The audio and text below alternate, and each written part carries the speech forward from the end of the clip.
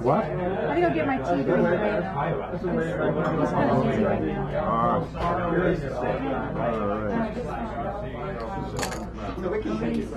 I'm going to use the restroom.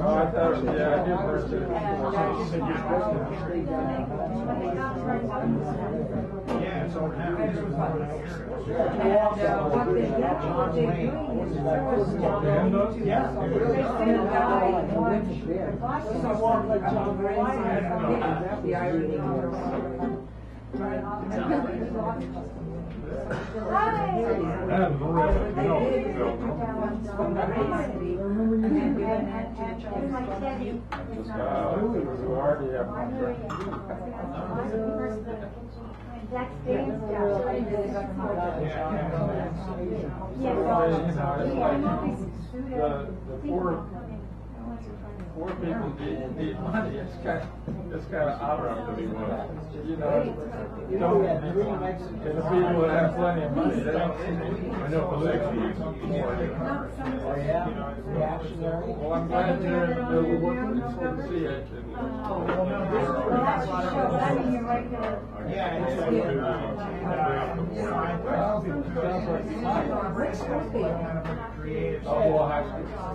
Look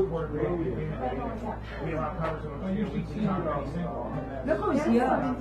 My God.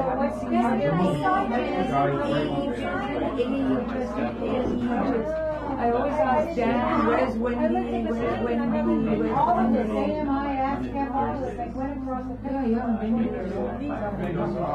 Never know that now. And I keep asking, where's Wendy? Isn't she coming? We've been having a lot of fun. It's been good.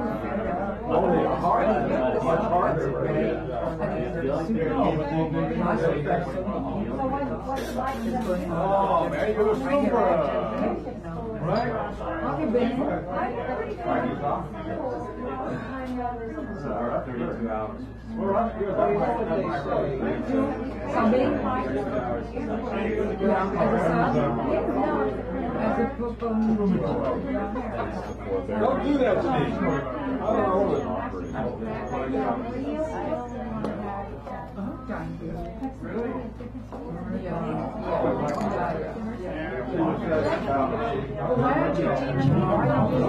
All right, ladies and gentlemen, if you can kindly prepare yourselves for the treat that's about to befall your ears. I'm going to take care of the intro checklist. Number one, welcome to Sacred Grounds. I'm Dan Brady, the current host of this, the longest running poetry open mic in the known and unknown universe, theoretically serving up good poetry and kind food since 1972. And please support this reading by buying your food if you're enjoying that, and also giving Teddy a round of applause who's back there. And something's wrong with this. There we go. All right, so let me just see. Oh, yes. Oh, please respect the mic, and that means if someone's up here, kindly listen. If you're going to talk in a whisper. And let's see what else is there. Oh, if you have a cell phone, like I know I do, now's the time to put it on mute, vibrate, airline mode, or whatever it is, so that one doesn't go off in the middle of whatever you're doing. Oh, that's the wrong button. So, like that. Let's see. Tonight's feature, James Zealous, but he is not in the house yet. Not in the house yet. Not in the house yet. He shall be here, however. The man in the trench coat and the gabardine hat. Now, let's see here. Oh, yes. Now, the keynote is Hal Robbins. He is not here. He said he might be late, so we'll take care of that when he comes in. And we do not have a last word or a mini, so we'll take care of that in the way that we do with chaos running rampant. I'd like to direct your attention to the link up there on that little fancy poster. If you can't be here, that's how you view in. If you want someone to see you live, that's how they'll be able to do that. You want to hear someone else's poem again because you liked it so much, you want to hear it a second or third or fifth time, again, that's where you go for that. If you want to do a self-critique, no problemo, right there. More importantly, it's the way you put out your word or the word of this place if you so desire. Now I would like to refer to the ongoing long-term theme which is, never doubt that a small group of committed citizens can change the world. Indeed, it is the only thing that ever has, and that's by whom? Margaret Meany, thank you so much. Tonight's theme is numbers. Numbers. Numbers. And I have a few fabulous door prizes that I'm going to introduce you to. Very, very recent issue of Poets and Writers. Spider-Man 2. This is out of a green box, and it works, so I guess it's okay. Baraka, the film. The Baha Men. And if you like Maya Angelou, well, here's a chance to read her works. All right. Now, if none of those ring your bells, you can, if you want to come back next week, you can have the very last word, or do the keynote, which Hal will do when he comes here. Choose next week's theme, like someone chose numbers, or the mini feature, which we don't have, which is usually an 8-minute slot sometime after the feature break. Now, is there anything else? Oh, yes. If you can't say it here, what is the point of coming? You can't say it here, what is the point of being here? Many people say, is it okay to say this? Is it okay to say that? I say, yes. However, you take the consequences for that, and that gets back to respecting the mic. So when someone gets up, they read their poem, that's fine. Then it's your turn to read what you want to read, and that's fine. And everybody listens and takes stock and whatever there is like that. So I don't think there's anything else. So I'm going to sit down now. Now, Hal is not here, so when he shows up, we'll arrange for him to do his intro, which will not be an intro then. All right, so let me just see who's first up. First up is David Golub. Come on up here, David. You got one solid mic. I'm going to change the thing like that. Give him a nice round. Give yourself a nice round. Or a rectangle. Or a penultimate triangle. I actually have a, can you lower the mic? Oh, yeah. I actually have a new poem this week. Well, you'll have to hold the top of the mic. Do you want me to help you, Dan? Yes, that would be wonderful. Oh, there we go. Because I can do this, but there you go. Is that good? Anyway, my poem is about this painting. I don't know if you can all see it. It was my mother in the 40s. She died this March. So here's the poem. Portrait of Sheila Vogel by Christopher Treon. When Mom died, she was 95. I decided to commission a painting of her when she was young and beautiful, because I thought that was how she'd prefer to be remembered.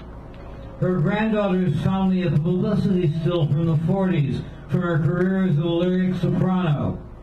The photographer had pulled the train of her gown over her head to frame her face like a drawn veil, and she was leaning on her left hand, looking over her right shoulder, dark eyes straight into the lens, with utter confidence of her own beauty. Even when the beauty failed, she kept that confidence. I gave the photo to my friend Chris to paint a portrait from it. I had seen his celebrities, his obscure beauties and grotesques, and was curious what he'd do with a shot of Mom before she was Mom in 40s glamour girl format. The shot was black and white. The portrait he drove up with Deirdre to deliver to me was all colors to convey his sense, as he said, of her fiery personality. She had that and a good cold eye with it. Chris had softened the angles of the photo's face and widened the eyes almost cartoonishly, as if her spirit had ogled his through the photo. In life, too, she often impressed and charmed my friends. Anna, who's only seen my phone camera shot of her grandma's portrait, agrees with me that it's a recognizable likeness. Says the caricature is within the artist's license. It's Mom's face, which is to say my face. One reason I grew a beard was so that I might know the difference. I don't actually have wall space to hang her, but I prop her up on a cardboard box against my wall mirror, from which she seems to eye the mess of the rest of my room with wide-eyed reproach, the very look she gave me when she thought I'd been lying to her. I could set her upside down in calculated disrespect, or face to the mirror out of sight if looking at her pisses me off too much. But seeing her young and beautiful again reminds me of the power her beauty had over me when I was little. Feminist at heart, she was fully aware that beauty is a kind of power for women. She told me of Helen of Troy, the face that launched 1,000 ships. But as I gazed at her adoringly, she warned me not to fall in love with beautiful women because they are so spoiled and demanding. This confused my childish mind, which could not encompass the possibility that she was warning me against herself. Helen, though queen in her own right, had not had the right to choose her own king. When she used her beauty to choose her own prince, at least, she was walled up in Troy for 10 years, then witnessed the killing of all her friends and lovers there. Mom ended up married to Dad, who couldn't cope with her temperament, raged at her at first, then retreated behind a gin bottle. If I'd been a girl, she might have warned me not to wish to be beautiful. Thank you, David G. All right, I'm going to read the next 5 as I know them. So we have Owen, then Jane, then Buford, then Ed Melendez, Steve O before Dave E. So give Mr. Owen a round of applause as he comes up here, please.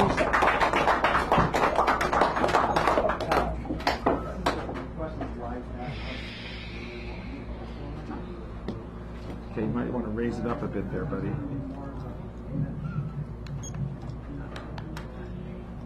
Can everybody hear me? Yes.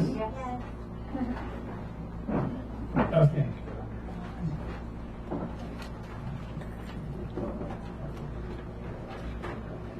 To a sonnet, to a vicarious muse. A sun-speckled, hard-driven day leaves nothing to the contemplative verisimilitude or to revel in the exemplative of many hours. Fraught by the dismay of looking into a low-cut sheet display of my long-awaited expeditive, dabbling into a sorry recitative of days of being into a strange play. That sun-speckled holiday of fire rushes out like a blanket of fur, of an apex that spire. Talk to myself as a strange cur, to my torn-apart head made of wire. Rest from it all, so nice, so pure.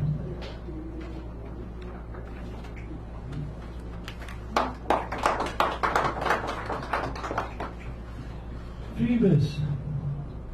Words tumbled from my mouth into the sea, fighting like larks in the midst of a maven of romance. I fall in love at every glance with each and everything I meet, and fall sideways as I have fallen before, and will continue to fall again into an eternal song of innocence.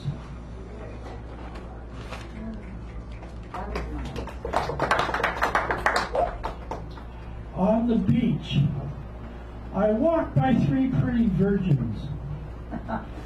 Slight Poseidon plays his flute as a tattooed lover musician immerses himself, washes his hair completely in the ocean. I take off my shoes. Cold salt water washes my feet for the first time in years. Dave Hansen freaked out, went nude in the ocean after drinking with me. Beer after beer in the beach chalet. After midnight, under the moon, a drunken dark Neptune. How did you know they were virgins? What? You check. Orb. That ball of fire, the sun walks by the sky. My mind sidesteps a small charging minotaur of pleasure. Sunday quiet as a tombstone goes back and forth like a doomsday rock, washed over by the waves as flies hug and hover piles of seaweed. Midday plods by like a mule with sun-drenched contented blinders.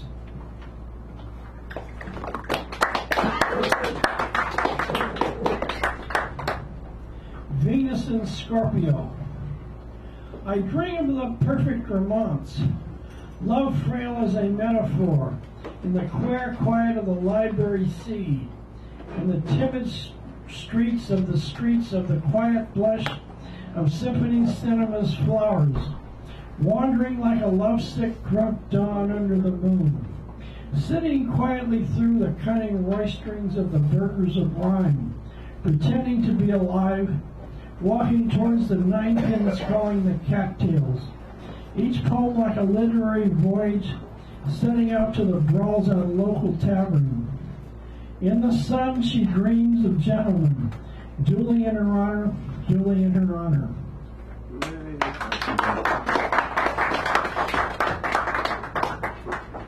Cinco de Mayo. An electric wail sighs through the wall. Triumphant pizzicato travels like a snake along the traffic, parks up to the quiet ghost of a different muse. Cupid's lips arise to the dance of flashing flamenco heels. Shout olé, senors y senoritas, in the smoky quiet of the lateness of the afternoon. In the torpid sullen flamenca, passing through the lateness of the cobra-like coilings into the suffering evening. Senoritas, throw a rose from your lace mantilla to the cold gaze of the matador. Muleta poised under his chin, and the hot afternoon bullring, bowing and scraping for a kill. Okay, Owen, thank you so much. Thank you, Owen Dunkel. Thank you very much. All right. Thank you.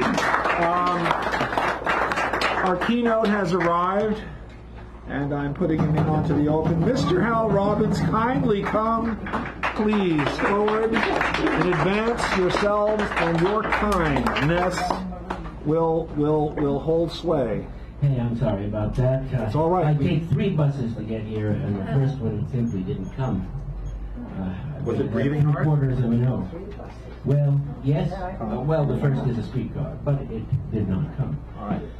So, many ancient authorities say that when Christianity first vigorously appeared in the ancient world, many heard the cries of anguish of the dispossessed gods who were all being forced out of their places. And even people who didn't have a dog in that fight, like Flavius Josephus says so, and Roman writers. Well, what I'm going to do is an excerpt from a long poem by John Milton. This is the hymn within that poem. The title of the outer poem which contains it is On the Morning of Christ's Nativity. I'm sure that sounds very entertaining. So. Yes. It was the winter wild, when the heaven-born child, all meanly wrapped in the rude manger, lies. Nature in awe to him had doffed her gaudy trim, with her great master so to sympathize. It was no season then for her to wanton with the sun, her lusty paramour. Only with speeches fair she woos the gentle air, to hide her guilty front with innocent snow, and on her naked shame pollute with sinful blame the saintly veil of maiden white to throw, confounded that her Maker's eyes should look so near upon her foul deformities. But he, her fears to cease, sent down the meek-eyed peace. She, crowned with olive green, came softly sliding down through the turning sphere, his ready harbinger, with turtle wing the amorous clouds dividing, and waving wide her myrtle wand, she strikes a universal peace through sea and land. No war or battle sound was heard the world around. The idle spear and shield were high uphung. The hooked chariot stood, unstained by hostile blood. The trumpet spake not to the armed throng, and kings sate still with awful eye, as if they surely knew their sovereign Lord was by. But peaceful was the night, wherein the Prince of Light his reign of peace upon the earth began.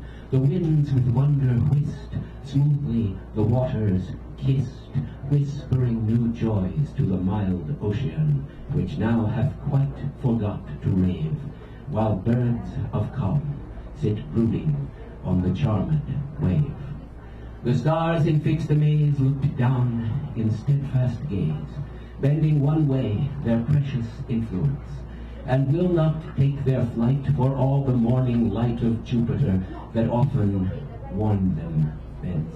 But in their glimmering orbs did glow, until their Lord himself bespake and bid them go. And though the shady gloom had given day her room, the sun himself delayed his wonted speed, and hid his head for shame, that his inferior flame the new enlightened world no more should need. He saw a greater sun appear than his bright throne, or burning axle tree should bear. The shepherds on the lawn, ere at the point of dawn, sate simply chatting in a rustic row. Full little thought they then that the mighty Pan was kindly come to live with them below.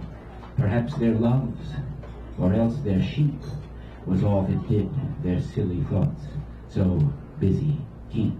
When such music sweet their hearts and ears did greet, as never was by mortal finger strook, divinely warbled voice answering the stringed noise, their hearts and souls to blissful rapture took. The air such pleasures loath to lose, 1,000 echoes still prolonged each heavenly close. Nature that heard such sound beneath the hollow round of Cynthia's seat, the airy region thrilling, now was almost won to find her part was done, and that her reign had here its last fulfilling. She knew such harmony alone could hold all heaven and earth in happier unison. At last surrounds their sight a globe of circular light, that with long beams the shamefaced night arrayed. The helmed cherubim and sworded seraphim are seen in glittering ranks, with wings displayed, harping in loud and solemn choir with unexpressive notes to heaven's newborn heir. Such music, as 'tis said, before was never made, save when of old the sons of morning sung, and the Creator great the constellations set, and the well-balanced world on hinges hung, and cast the dark foundations deep, and bid the weltering waves their oozy channel keep. Ring out, ye crystal spheres, once bless our human ears, if ye have power to touch our senses so, and let thy silver chime move in melodious time, and let the bass of heaven's deep organ blow, and with thy ninefold harmony make up full consort to the angelic symphony. For if such holy song enwrap our fancy long, time will run back and fetch the age of gold, and speckled vanity will sicken soon and die, and leprous sin will melt from earthly mold, and hell itself shall pass away, and leave her dolorous mansions to the peering day. Yea, truth and justice then will down return to men, orbed in the rainbow and like glories wearing. Mercy shall sit between, throned in celestial sheen, with radiant feet the tissued clouds down steering, and heaven, as at some festival, will open wide the gates of her high palace hall. But wisest fate says, no, this cannot yet be so. The babe lies yet in smiling infancy, that on the bitter cross must redeem our loss. So both himself and us to glorify. But first, to those he chained in sleep, the dreadful trump of doom must thunder through the deep, with such a horrid clang as on Mount Sinai rang when the red fire and smoldering clouds outbreak. The aged earth aghast in terror from that blast must from the center to the outskirts shake, when, at the world's last session, the dreadful judge in middle air shall spread his throne. And then, at last, our peace, full and perfect, is, but now begins, for from this happy day the old dragon, underground, in straighter limits bound, not half so far, casts his usurped sway, and wrath to see his kingdom fail, swinges the scaly horror of his folded tail. The lonely mountains o'er, and the resounding shore, a voice of weeping heard and loud lament, from haunted spring and dale, edged with poplar pale, the parting genius is with sighing sent. With flower inwoven tresses torn, the nymphs in twilight shade of tangled thickets mourn. In consecrated earth and on the holy hearth, the Lars and Lemurs moan with midnight plaint. From urns and altars round, a drear and dying sound affrights the flamens at their service quaint, while the dull marble seems to sweat as each peculiar power forgoes his wonted seat.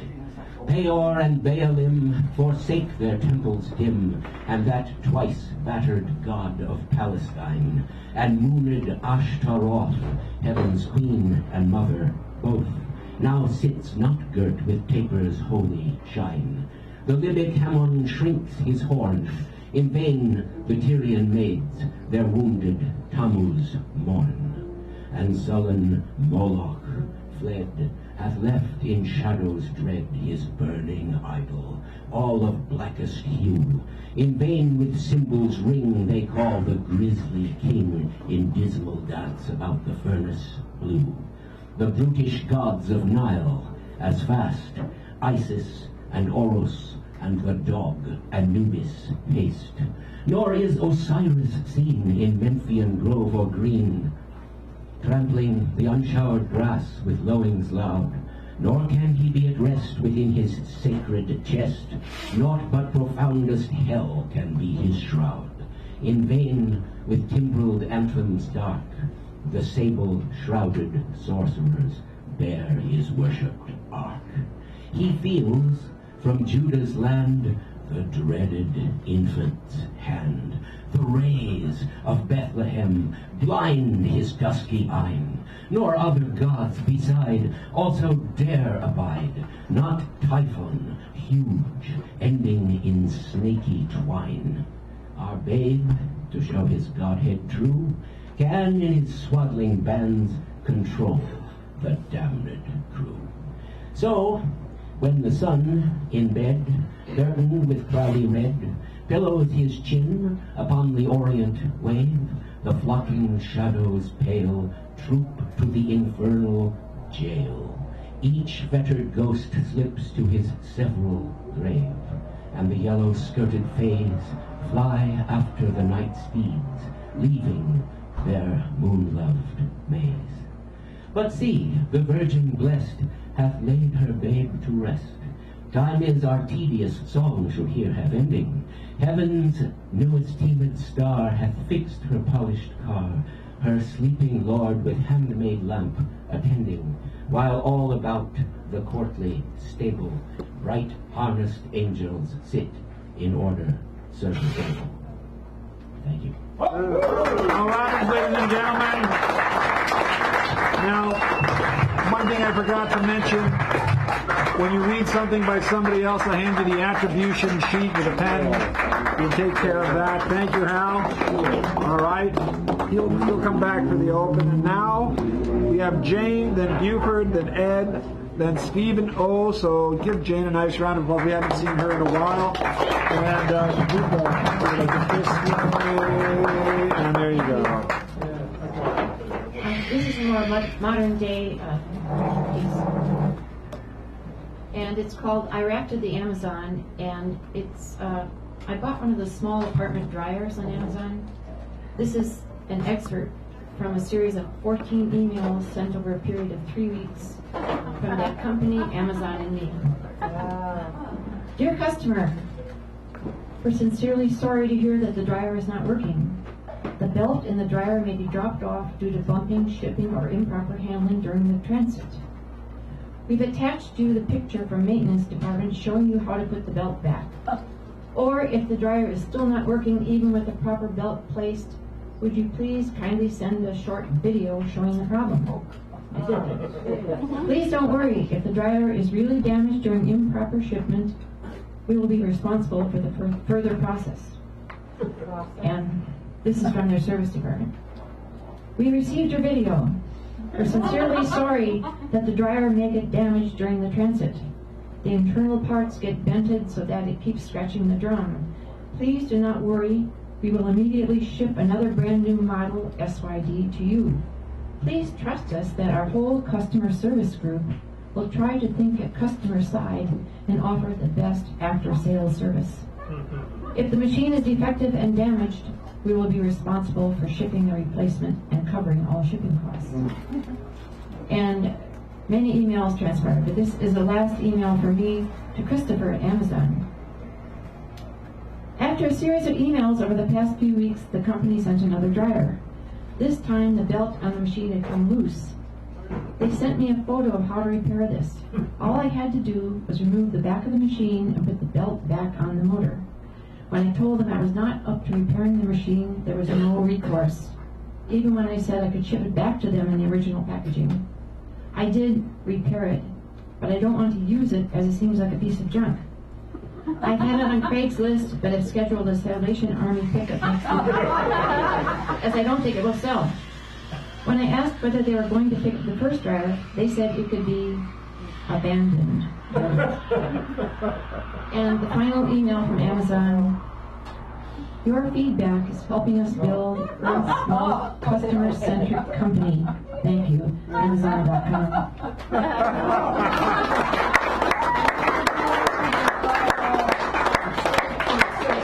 Dave, thank you. So nice to see you again. All right, Buford is next. Then we have Ed, Melendez, Stephen O, David E, Louis, the Sanderell, then Dano, Bam, Bano. Give Buford a round as he comes up here, please. Get him started.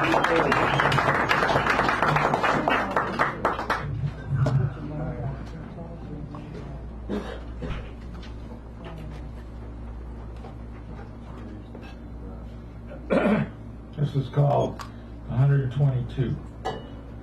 My grandfather would be 122 years old if human beings lived that long. I would take him and his fragility on the bus all over San Francisco. Look at this. Look at that. I'd say to the man who last drew breath in 1972. My grandfather would be 122 years old today.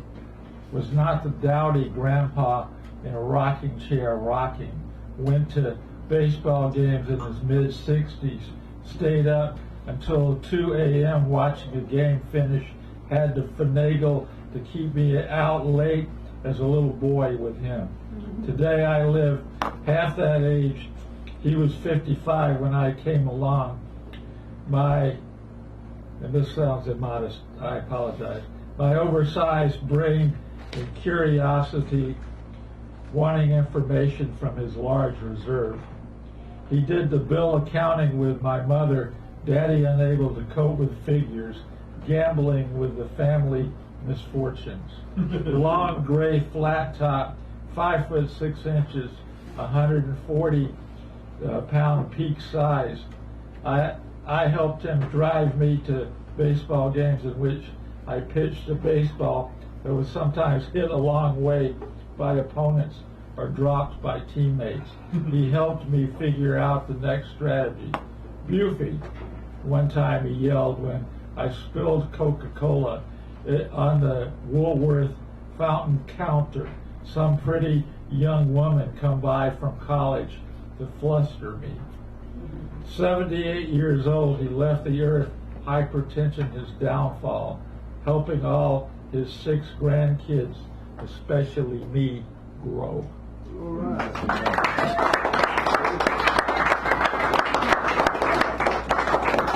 Okay, I have one more, and this is called 15 years ago. 15 years ago, I was fresh off my near 20-year marriage, and on 9/11/2001, 2 buildings in New York were felled by airplanes. A lot of innocent people died.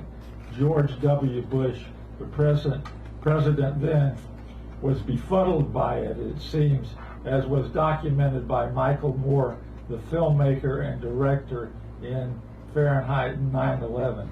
I was working at St. Mary's Medical Center Library right down the street as I watched the reenactment of the airplanes killing people. It was my next to the last library job after 15 years of working in libraries. There's 15 again. My marriage dying the same year as a portion of American sovereignty, I guess it would be, is significant to me. Like those buildings, the biggest love relationship so far in my life crashed and went down in flames. After that, there was only a librarian as I was laid off. 2001 was a big year, not necessarily a good one, though I've sort of landed on my feet. One of the people who lived in the building on Stockton Street where I lived there was killed in one of the downed buildings. I guess she or he had moved to New York for a job. All right. Buford Bunton. Okay, we have Ed Melendez, then Stephen O. But first, before he comes up here, our feature, James Ellis, would you kindly stand, please? Where are you? James Ellis, the feature's in the house. Give the wave, the wave, the wave. Hey, all right, just wanted to make sure people know as you that you're here. And Val, I put you on the list. Nice. Just so you know. All right, Ed, come on up. Adjust that microphone for yourself there, because I know you are a professional and we don't do this at home.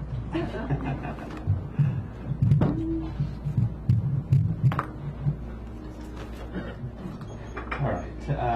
I wrote 2 of these today, and one I wrote a couple of days ago and just edited. First one. Tuolumne meadows aside, brittle leaves under feet, slow streams moving towards spring, birds and clouds with their secret, trees and stars swaying to some wind song. Funny lines that come when you step aside from urban madness. Skip out on noise and smells and grit and chaos, walking away from our camp one spring afternoon. Warm, but not too hot. Moving in ordered calm, my mind full of words looking for order, for music. Not now, I said, keeping them waiting. Sitting on logs among mountains of silence, I didn't want to haggle with ghosts and memories that wanted something from me. I wanted to sit, dispersing all compressed tension from my city, far away. Was it even real here? Did it exist? And this aside, these meadows and whispering branches. Oh, well, raise it up a little bit so it's a little bit louder for you. Yeah. There you go. There you go. Get closer. When I was little, I lived in London for 3 years, and then I went back to grad school to England when I was an adult. So this one's about London. London Poem, Part 1. Beginnings. Children inside hollowed-out tree trunk, playing at dreaming. Beginnings of a long-lasting story without timelines, threads to nows, in this future ongoing, without many words. Hampstead Heath nearby, full of leaves and dreams, left by trash bins. Can you pick them up? Autumn seems to ask. To a boy full of visions, do you cease in speaking childhood's language? Stones plop time and time again in a pond, thrown with joy. Decades from now, the pond remains. The stones remain, unmoving and yet moving, with rain falling quickly. 2 brides. Cold, waiting at Hampstead's tube station, filled with strangers, passing London underground trains full of workers with their building plans, their networks, and love spread across every line, every heart, unborn. Companions walking hand in hand, watched by my brother and I.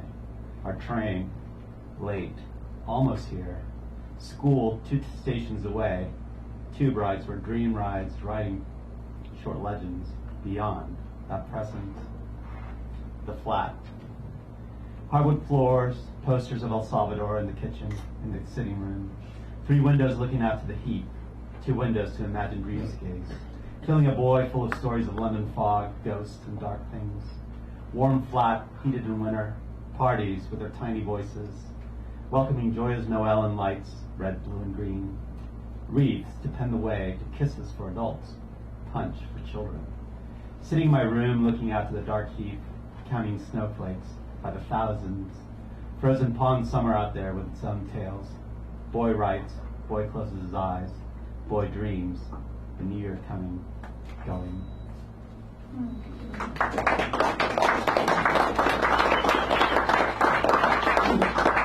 And my last one was just sort of thinking of a funny friend I had, so sort of kind of came up with something I think sort of funny. Whiz, a joke. He was a whiz with jokes and tongue twisters. Then he fell in love with tragedies and darkness, and wore Macbeth on his sleeve at the bars, at Halloween, at Thanksgiving, at Christmas, when we read Dickens and threw him out to the commons. Thank you, Ed. All right, Steve O, then David E, Louis M, Richard S, Dan O, and Jennifer.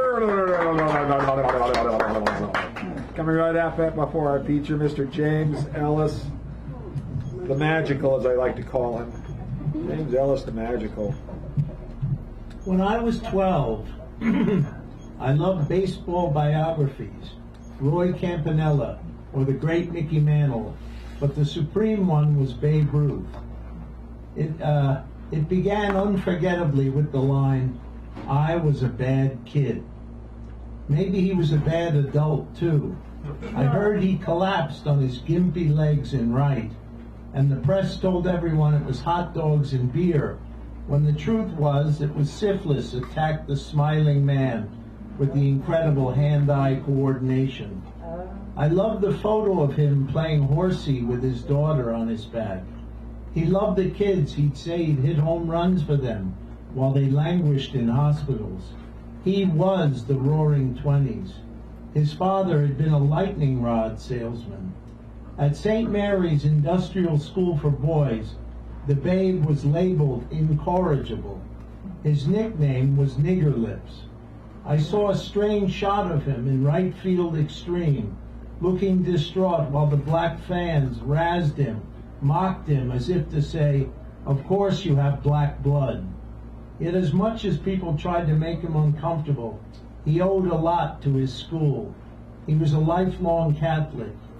He bought the headmaster disciplinarian, fair and tough, Brother Matthias, a new Cadillac, and got him another one when that one got totaled. Okay.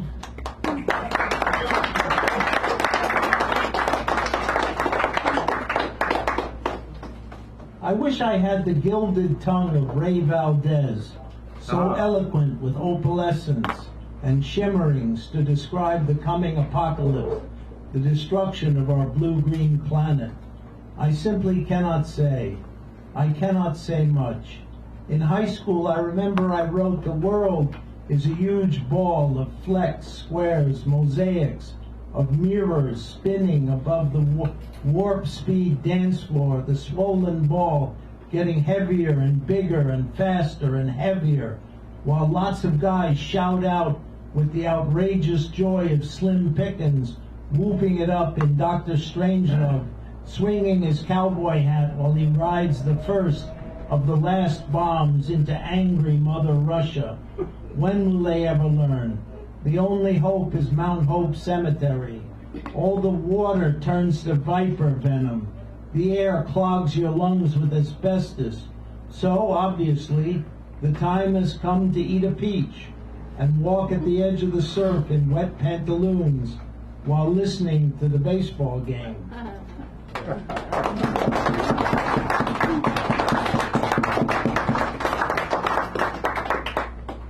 Ivan was a tough kid.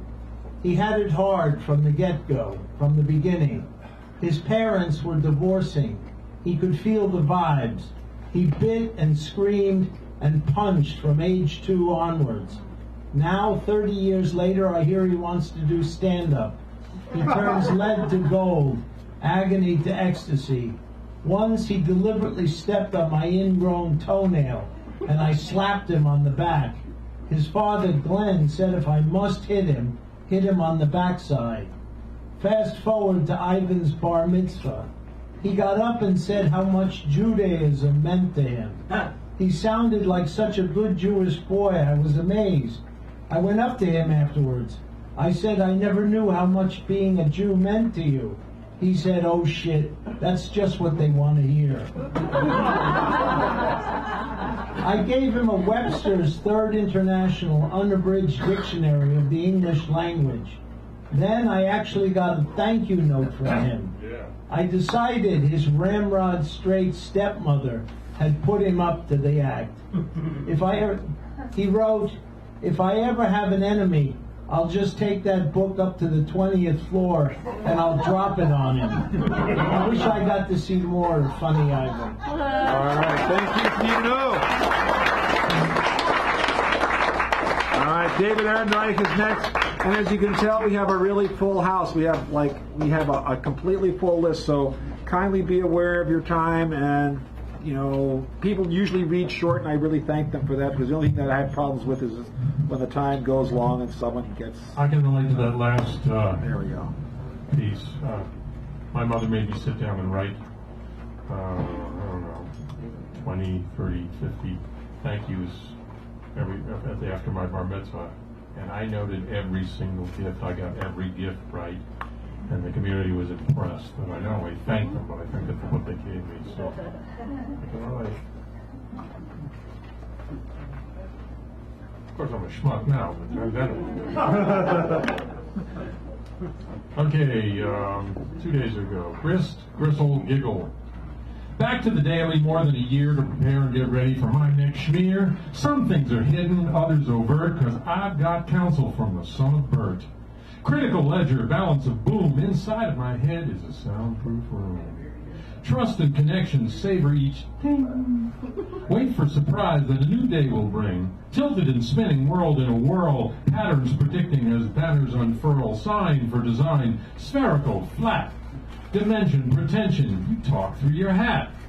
Your gloves and your shoes are tapping the blues. Consider the bidder who's turning the screws, a nail on the head, just like something you read.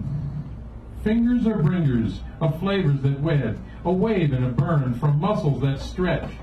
Anger returns in the form of a sketch. Pry and release, barring the none. Grandpas and grandsons are walking for fun. That was written by Ann Otherday. Oh, I know her. You know her. Yeah, I know his brother. And this I wrote at 1:20 this morning.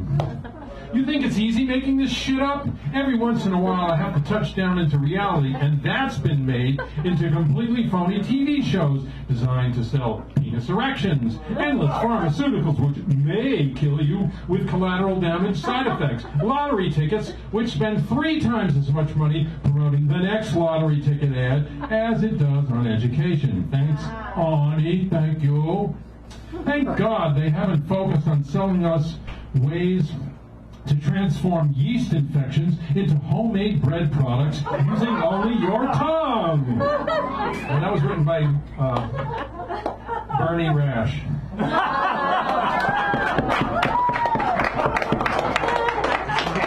I didn't know if that was going to get such a good reaction. Well, you know, it's the tongue. It's the tongue that does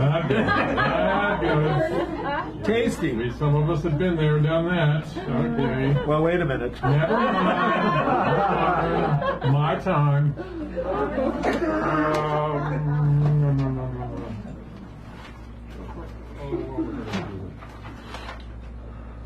Full renaissance.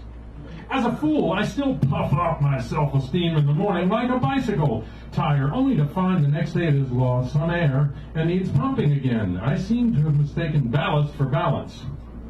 Oh, blast. I'm at it again, strangely attired, out of breath, wearing my heart on my sleeve, searching for syllogisms and proverbs when a grunt will do.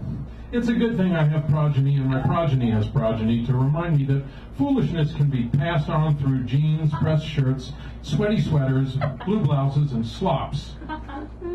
Mulling with the moolah, hold the wine. Thank you, David. Thank you. Very cute. Louis, then Richard, then Daniel, then Jennifer, then James Ellis, who will be in concert with Lauren Bacall on next Tuesday. Isn't that right? I did not know that. Oh, she told me to tell you. I'm sorry. On a more calm note here, short little piece, both of these are about time. The moment disappears. The moment disappears into the past, lost forever, while the future becomes the present. So soon, I'm not ready for it. I want to stop time, seeing the sea. I just want to be. I have spent so many moments as a slave in forced mental labor, thinking about things of no interest to me. I have spent so many tense moments studying the tenses so that I could say, I had been studying the tenses when she arrived at 9, when all I wanted was to feel her body next to mine.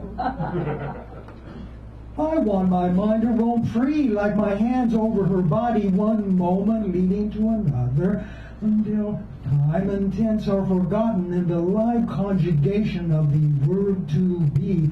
Now we are one.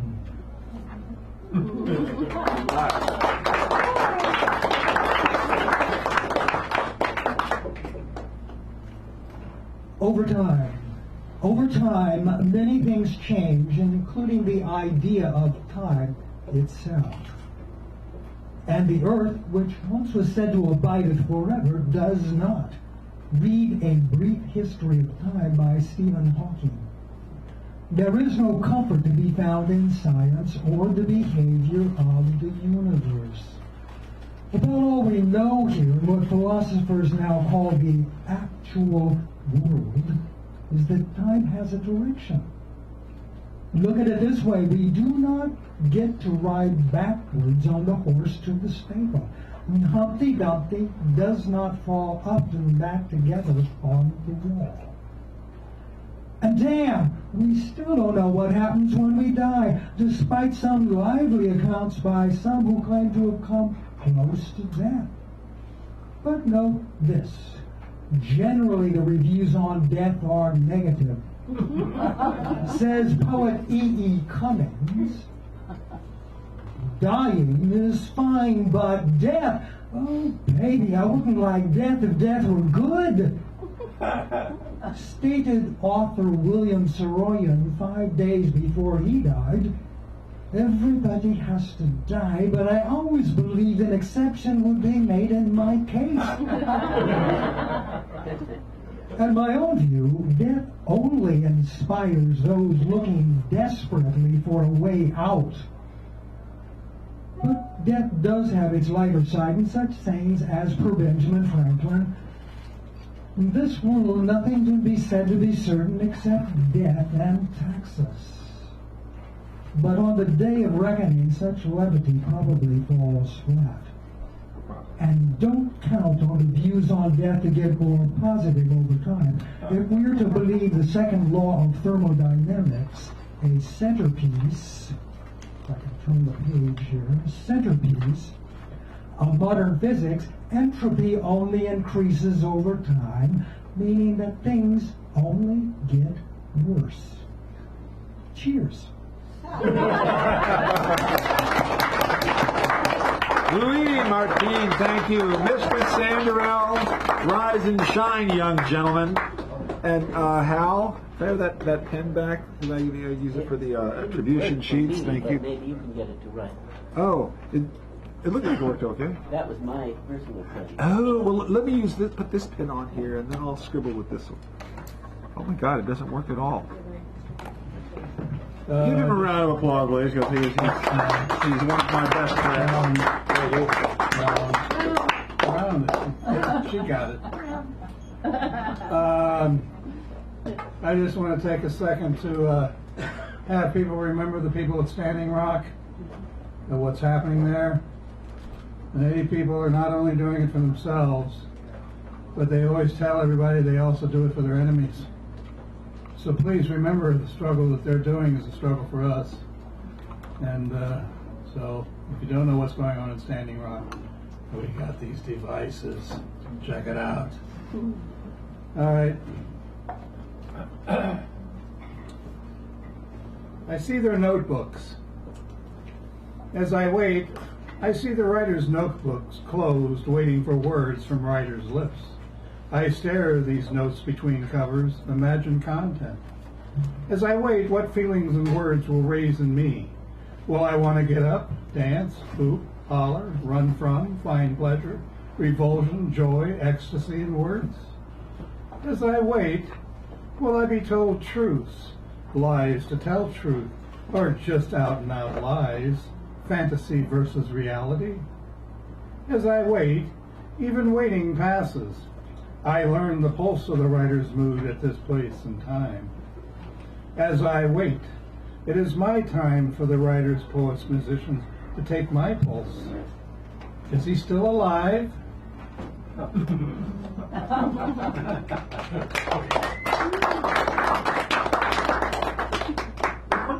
Thank you. Don't bring me down.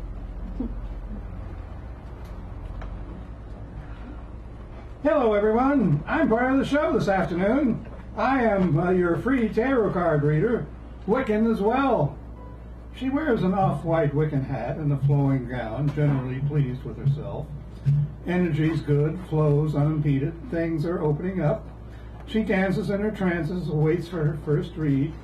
More arrive for the afternoon with small bits of holy and profane. Musk leads to lust. Perchance to chance a chance, for our learnings from a Wiccan point of view. Hello, everyone. For the new arrivals, some listen, some do not. She lays on the couch and laments her friend has not arrived, so she can smoke an American Spirit cigarette. One heard her and thinking a Wiccan could be supportive, communicated that Native people asked American Spirits not to show the sacred pipe, but had refused to take it off. This is not welcomed. Energy flow is now impeded. Things close off. The trance is broken. How dare you inform? Intolerance from a Wiccan. No solidarity to be found here.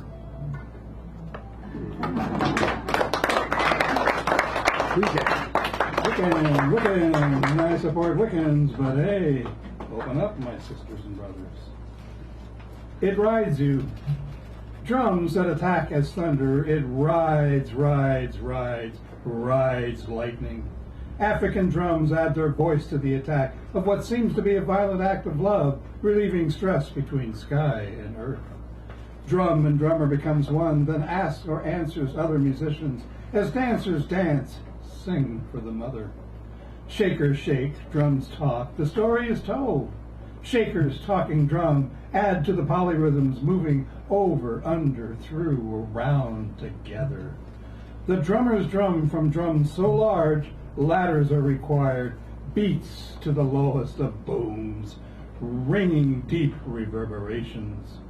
This rhythm will ride you. It is a flirtation, a seeding of the soil, creating, growing, eating, loving, living, giving back. Voices move in and out and yet remain a constant enchant response until you can no longer ignore it if you ever could. Layer upon layer, moving alive. Anon and anon forever. Anon. Anon. Richard Sanderell, thank you. And now it's my turn to regale you.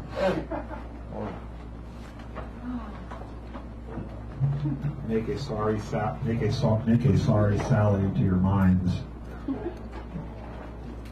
All right, so I decided to be positive and optimistic today. There's a beeper going. Your time's up, Dan. He didn't want to do that. Thank you, Dan. Thank you very much. That was your best read. Bravo! Yeah, really.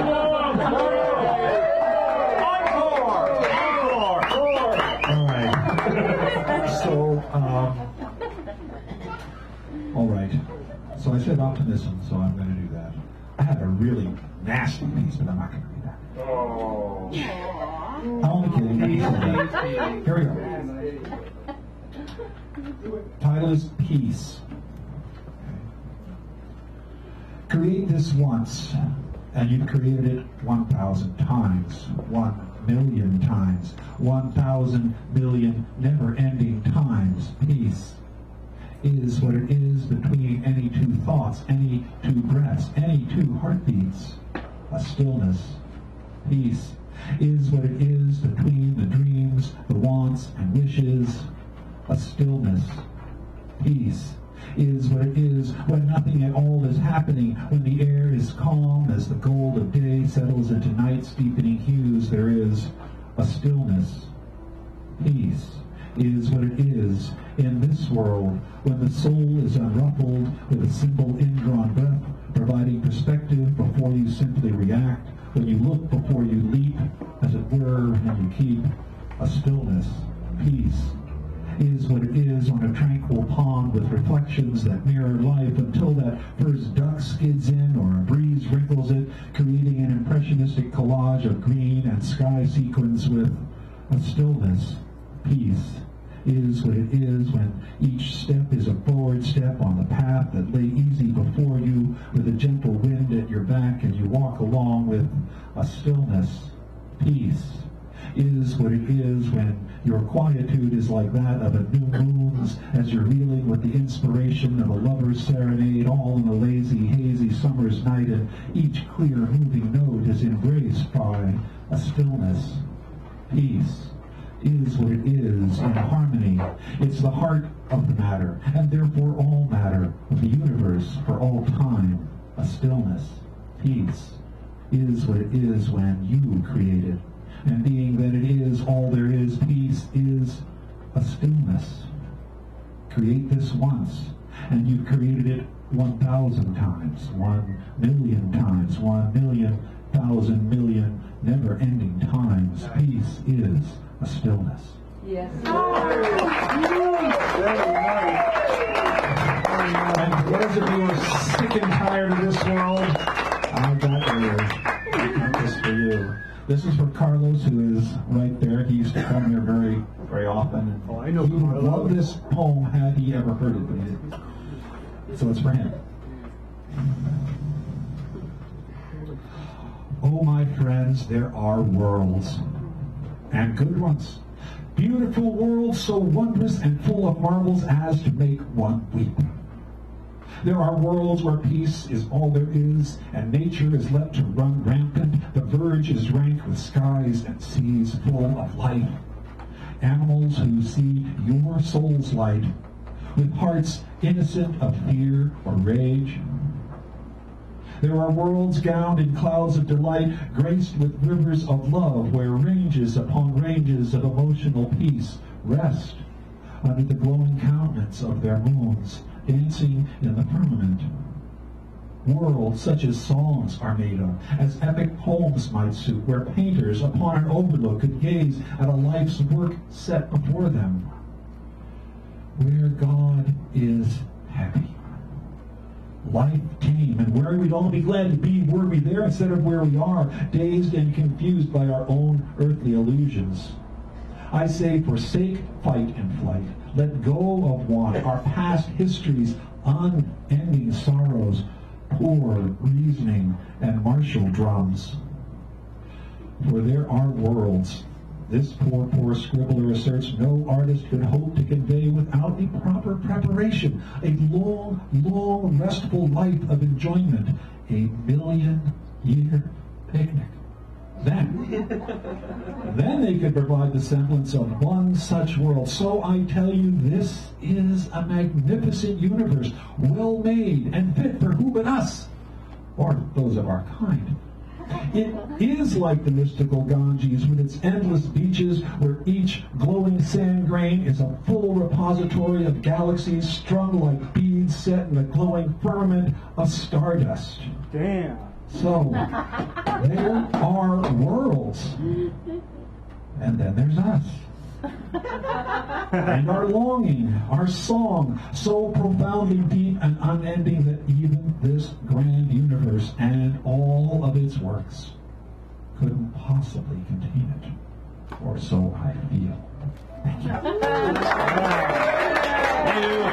My mother thanks you. Mr. Brady, thank you so much. Who was that masked man? I love Carlos, man. Yeah, Carlos, that guy. He used to crow at dawn.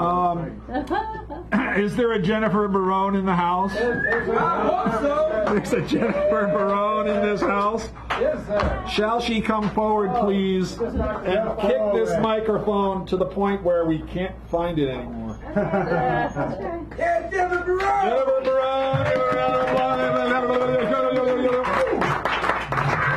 Thank you, David, for your kindness.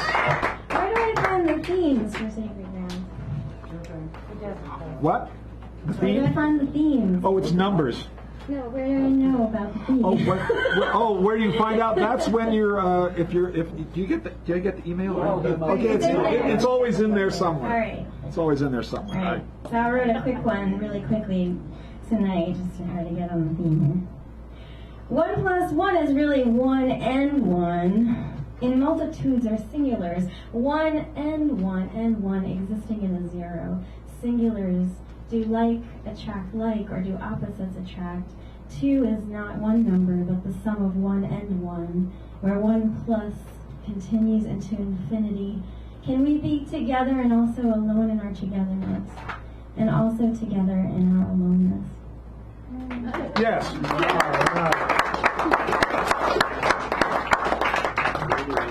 The loneliness. If you crack open the atom, you will find it. In the light of day, in the dead of night, in abstract dreams of past love, in fears of loss as you fall asleep. In the bottom of a bag of groceries. In the thick silence left behind as you close the door. One star emanating in the vast night feels it. A lone tree on a high, dry hill wavers in it. Even the skyscraper towering into the blue. The heart itself stands singular in its beating. The weight of existence rests solely upon it. Everywhere the world has built endless walls to defend itself against it, but it only contains it and multiplies it. Go off to fill the emptiness, but its existence is what allows for fulfillment. Go off screaming into the silence, but its existence is what allows for sound. Let it ravage you with a dark gift, heavy and aqueous, accepting what no one is brave enough to accept. Loneliness waits for the one to recognize it. Eternally patient, expansive, and present, it will wait for you to come down from your high, wait for you to return at the end of the day, wait while you finish your chores. Dwell inside each joy and sorrow, weaving a steady thread found in every grain. One day I will give you a name, one day a precious face. For you, dear loneliness, may prove the one thing on which I can depend, the universal loneliness, my constant friend.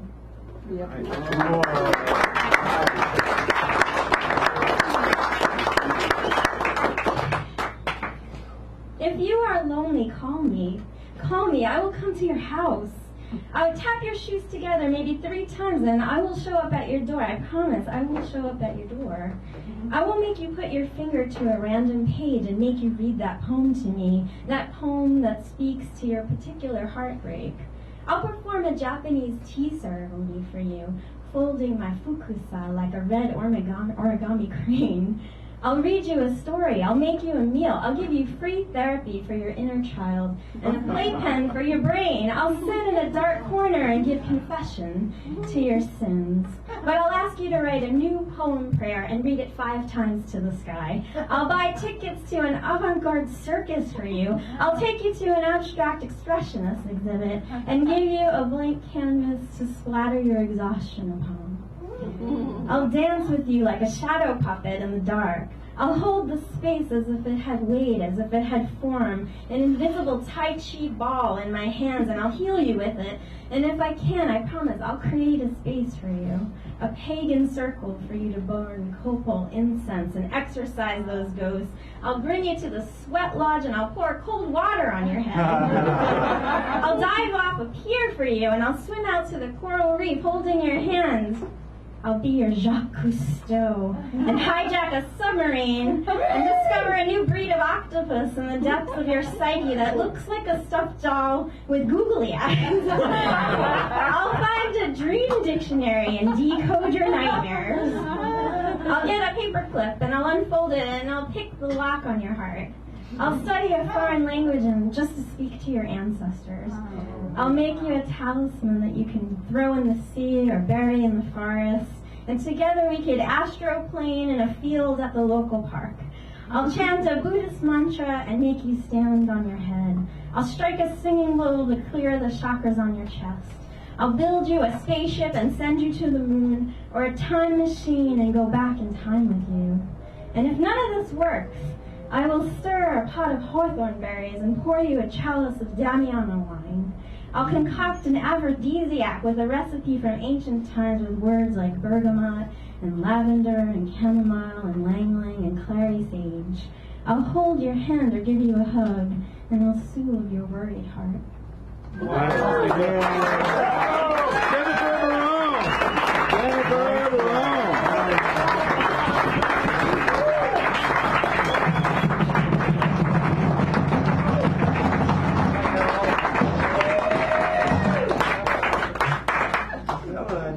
This way I don't have to readjust the microphone, which I have to do for the upcoming feature.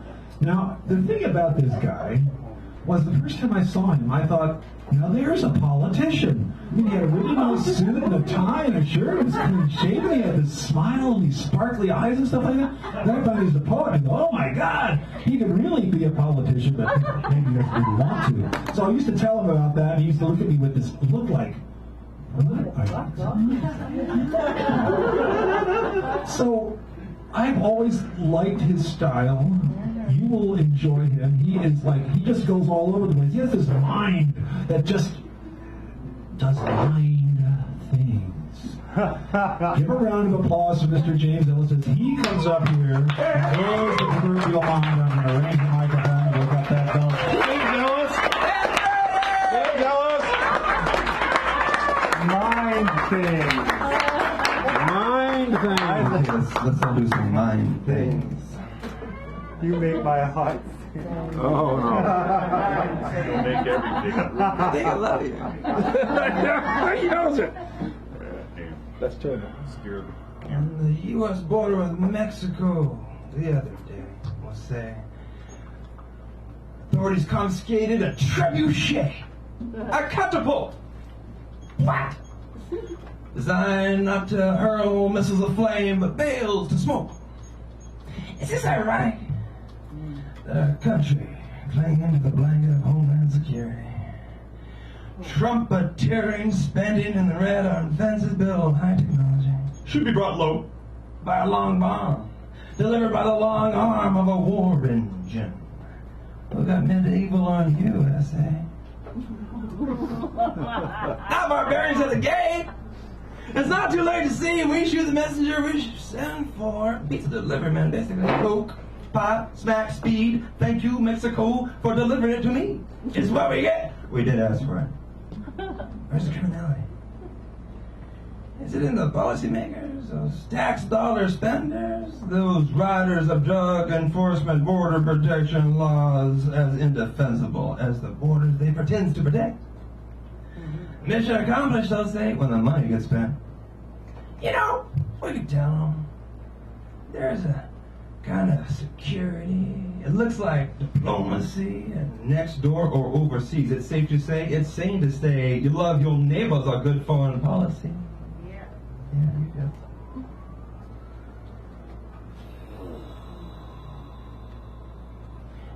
Let's look at that old trinity in you, shall we?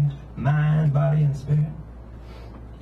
If every cell in the body thinks, and I think they do, I don't know about you, I don't run my mitochondria.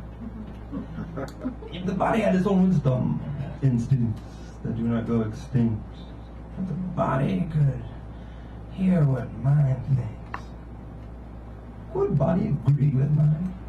Set a flag, raise every hair and salute. Hold that thought. There's a voice in the head called self-awareness. It is a witness.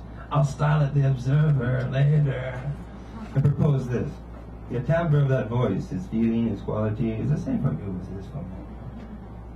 Should we do away with that convention called individual?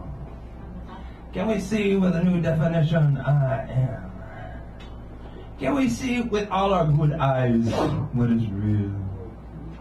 How's that feel?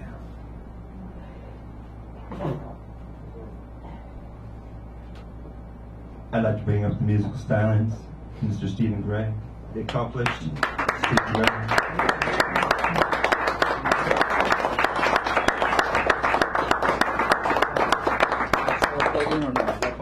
There's not a. I mean, you have to unplug the microphone to plug into this. All right.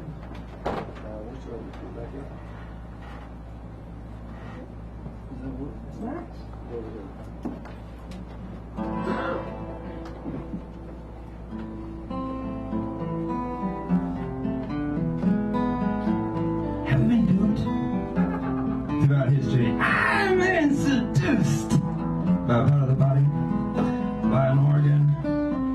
Have we fallen for a biological function? Are we the grip of what is basically a bad relationship with our brain? What would that look like? Oh, you're so no brainsy. Look at that piece of memory. I love how you hold my spinal cord's hand. It's like you know everything. Your thought, my command. Are you in this condition? Is this leading to what history's calling the human condition? Is it like a dysfunctional situation? Are we in love with something? With a drug addiction? That's power. It's addictive. That's control, a narcotic. As we've given brain total control.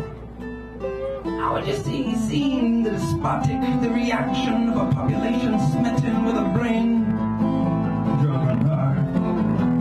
If so, what would a brain world on brain look like? Let's look at it. Well, the brain lasts is more. More is more. More knowledge, more experience, more tricks. The more brain has, the more brain is. It's an acquiring thing. Question, would a world on brain buy and sell a bumper sticker with this refrain? He who dies with the most toys wins. Is that brain spin? I mean, haven't been given the reins. Got an organ in our head, in over its head. Desperately trying, be recklessly driving a mess around. I'm just asking, friends. Okay, moving forward. A new world exists. Once one no longer identifies with the limited. Seize the limitless. Listen to this. You're not your brain. You're not a limited collection of beliefs, attitudes, and opinions. You're not your memory. You're not conflict, fear, or pain. You are something else. You're not your brain. The brain's a computer, electrochemical processor. It records things, recalls things. It compares perception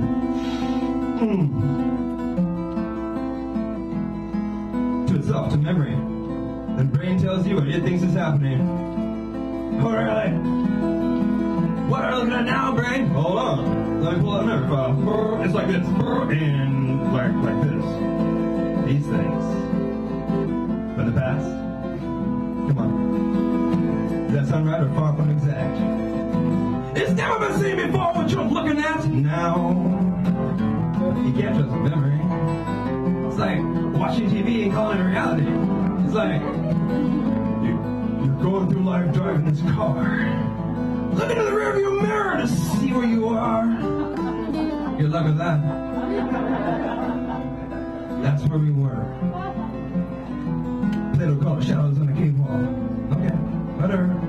Get away from the mirror, drive the car, and welcome to the new world.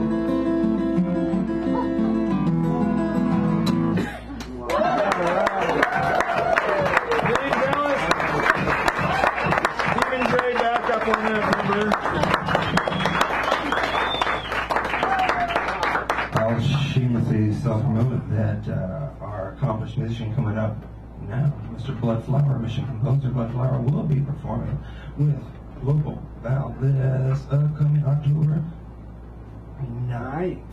10 to 8 p.m. at the Adobe Bookstore in the Mission District. Only place to be. It's the mission composer, Mr. Bloodflower. Hey guys. Nice to be here. I really like the fog. I like fog. Very nice.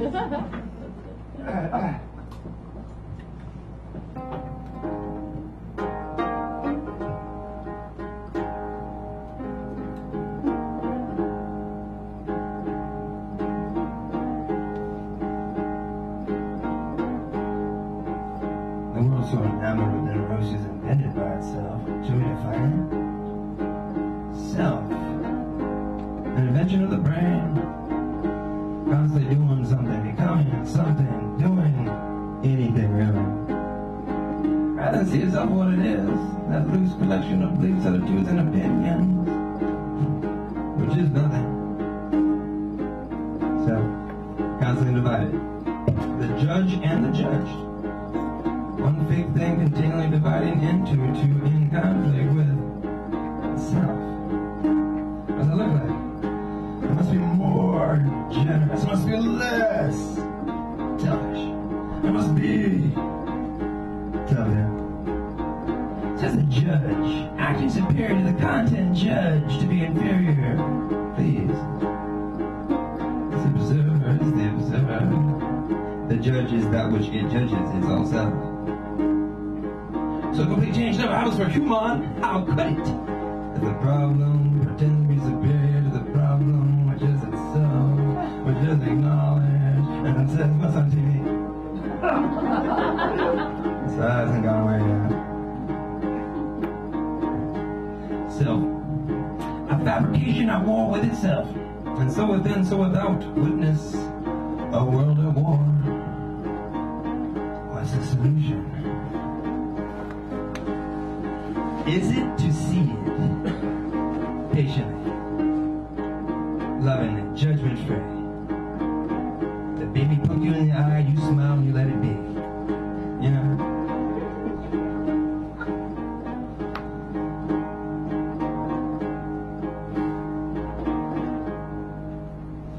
I'm looking at the death of duality. The theme sequence numbers. Is it two or is it one, this reality? Let's look at the death of duality. And this vision is the extinction of that convention, that common belief system. Well, there's only two things in this world, me and not me.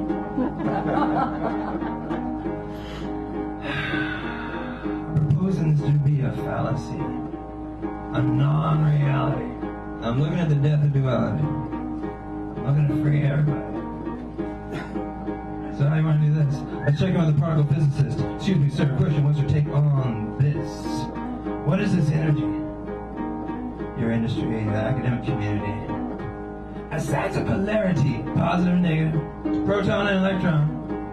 I mean, what is this energy we claim to be subatomically constituting all that is? All mass, and particles, and planets, and your ass. Do we know what it is? No? Well, then let's check in with the neuroscientist. Excuse me, this question. Where in the brain, I mean, is the observer in consciousness? Not the self, not the ego, not this petty me. You know, that collection of beliefs, attitudes, and opinions I've been talking about that we all carry and add to lovingly and try to distance ourselves from parts of desperately daily. That makes me remember the brain's invention, in-house story, neural network fiction. I question, where in the brain, is this thing that takes this unified view of these 5 or more senses and all that memory and all that we do? Where is that thing that sees judgment frame? Simply, where is that purity that is attention? Let's hang a word on it, perception. The word is not the thing that describes that thing that is the beauty of the sunrise, where thought is not. Is that function a lobe? A gland? Does the observer camp out in the hippocampus? Okay, do we know? No. Alright, check it out. What if this observing consciousness was the mechanical feature of the brain functioning whatsoever? What is this observer in consciousness? And remember this, choiceless, opinionless. Easier to say than do. What if this was more or less a energy field? Capable of receiving this electrochemical thought event of the brain? What if that energy field is you?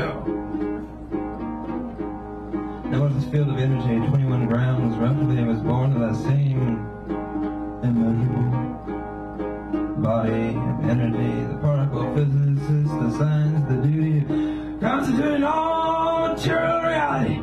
That energy. What then? Do we see our relationship to all things? Do we say with a new radical definition, I am the observer is the observer? Look at that. Do we see with all our good eyes what is real?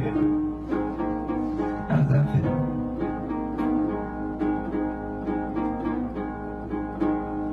Maybe the question is not who are we or what are we, but where are we?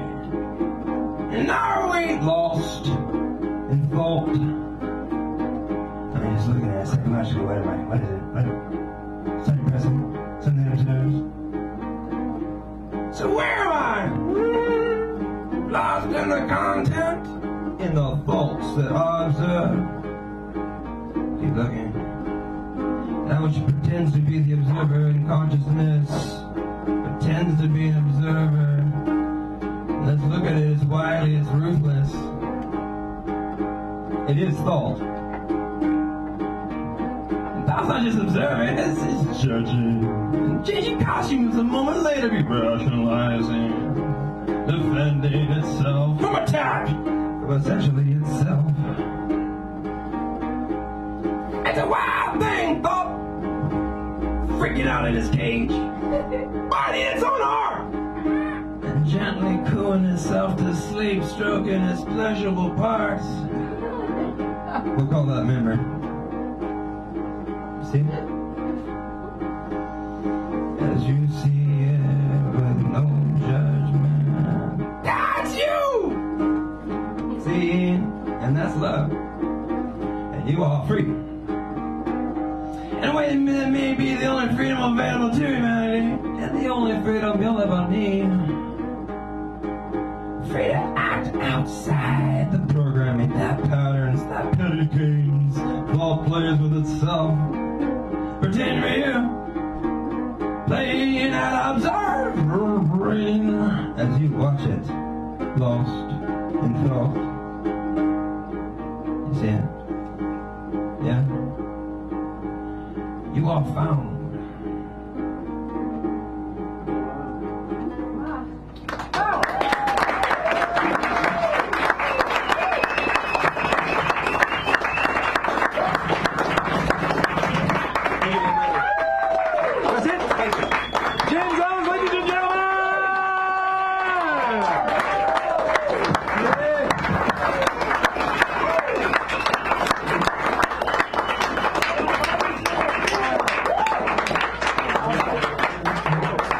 So